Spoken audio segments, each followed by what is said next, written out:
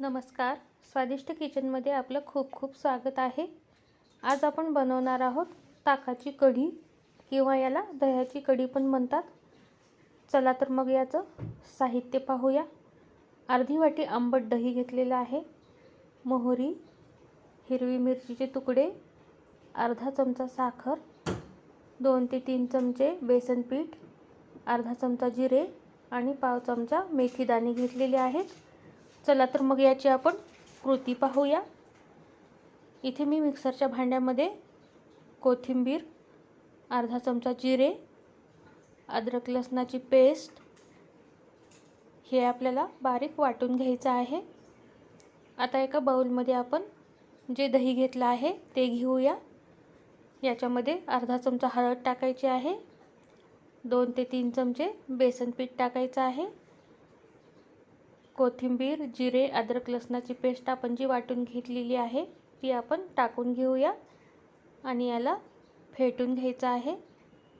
अर्धा चमचा साखर टाकायची आहे आणि 1 ग्लास पाणी टाकून याला व्यवस्थित असं रवीनं ढवळून घ्यायचं आहे। तर आता आपलं हे मिश्रण तयार आहे। इथे आपण गॅसवर कढई ठेवूया, त्यामध्ये 2 चमचे तूप घ्यायचं आहे, याच्याऐवजी तेल घेतलं तरी चालेल। आता हे तूप आपलं गरम झालेलं आहे, याच्यामध्ये आपण अर्धा चमचा मोहरी टाकून घ्यायची आहे,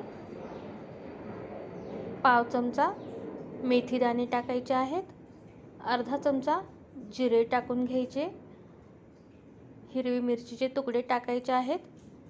हिरवी मिरची वाटून टाकण्याऐवजी मी तुकडे टाकलेले आहेत, कारण हे आपल्याला बाहेर काढता येतात। कढीपत्ता, हिंग आणि अर्धा चमचा हळद टाकायची आहे। याला आता आपण परतून घेऊया। आता आपली फोडणी तयार झालेली आहे। आपण जे मिश्रण बनवून ठेवलेलं आहे ते आपण याच्यामध्ये टाकून घ्यायचं आहे। बघा, छान अशी फोडणी बसलेली आहे।